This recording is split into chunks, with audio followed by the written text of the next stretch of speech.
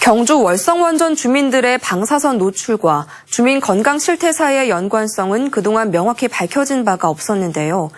정부가 논란 끝에 6년여 만에 재조사에 나섰는데 주민들의 불안감을 해소할 수 있는 결과가 나올지 주목됩니다. 장미쁨 기자가 보도합니다. 국내 다른 원전보다 더 많은 삼중수소를 배출하는 것으로 알려진 경주 월성원전. 인근 주민들은 지속적인 방사성 물질 피폭으로 건강이 위협받는다며 이주 대책을 요구해왔지만 인정받지 못하고 있습니다. 그 방사능이 기준치 미달이라는 거예요. 사람의 몸속에 방사능이 어떻게 기준치를 정해놨는지 내 몸속에 있는 삼중수소를 어떻게 증명할 길이 없더라고요.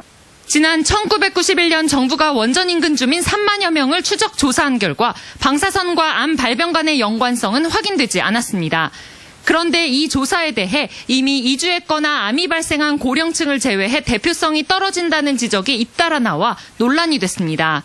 방사능에 민감한 18세 미만이 다 빠져 있었고 이미 암 발생이 진행된 사람도 있을 수 있는데 그 사람들도 빼버리니까 결국 모집단이 편향된 걸로 의심이 간다.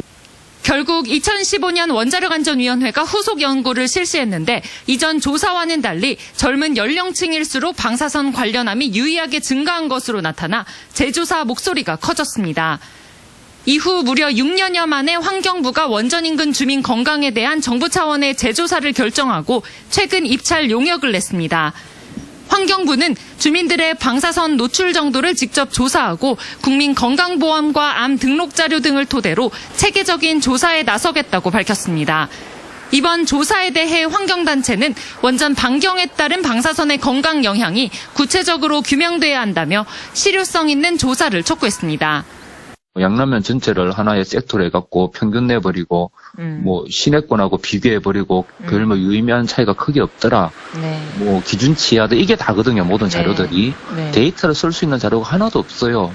궁극적으로 이번 조사가 주민 입장에서 방사선 피폭에 대한 불안감을 해소할 수 있도록 이루어져야 한다는 목소리도 나옵니다. 지역 주민들의 요청의 내용을 최대한 수용해서 결국은 피해 지역의 주민들의 의견이 반영되는 조사 이런 게 된 적이 없기 때문에 그거를 수용해드리는 의미가 일단 제가 보기에 제일 큰 거고요.